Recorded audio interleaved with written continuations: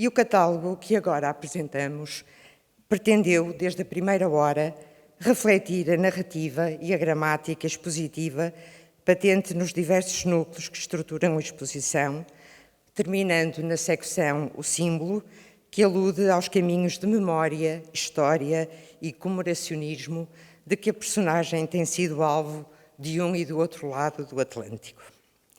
Esta publicação, com mais de 200 de páginas, acompanha, pois, a partida e a estadia da corte no Brasil, a independência do Brasil e seu posterior reconhecimento por Portugal até à abdicação do imperador Pedro I, o papel de Dom Pedro como rei de Portugal, Pedro IV de Portugal e como regente, a sua atuação na Europa e nos Açores em prol da causa liberal e consequente formação do Exército Libertador, o cerco do Porto e o final da Guerra Civil.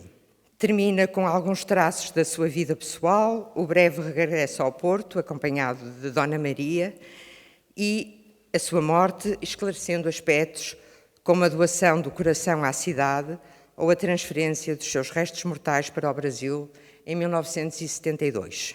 E agora, eu como embaixador do Brasil em Portugal, estou tendo a oportunidade de visitar e de estar presente em vários lugares onde aquelas figuras que construíram a nação brasileira estão hoje repousando aqui em Portugal. É uma história muito rica de fatos e de concretude, né? Porque nós temos a independência do Brasil, a fundação do Império Brasileiro e a reconquista aqui do Reino de Portugal. E nessa linha, o ano passado, em 2022, nós comemoramos juntos, Portugal e Brasil, nós comemoramos o bicentenário da nossa independência. Quer dizer, o país que colonizou o Brasil e a colônia comemoraram juntos. É uma coisa inédita no mundo de isso acontecer. A história de Dom Pedro, independentemente daquilo que ele representa para Portugal e para o Brasil, é uma história que tem aspectos de tal maneira rocambolescos que dificilmente um romancista conseguiria inventar uma história tão bonita. É, de facto, uma história maravilhosa do século XIX.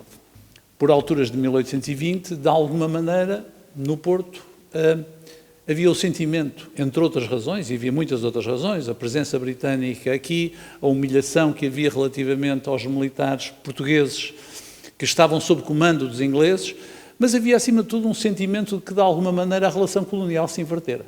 Era basicamente isso. E, portanto, os mercadores do Porto, os burgueses, todo um movimento.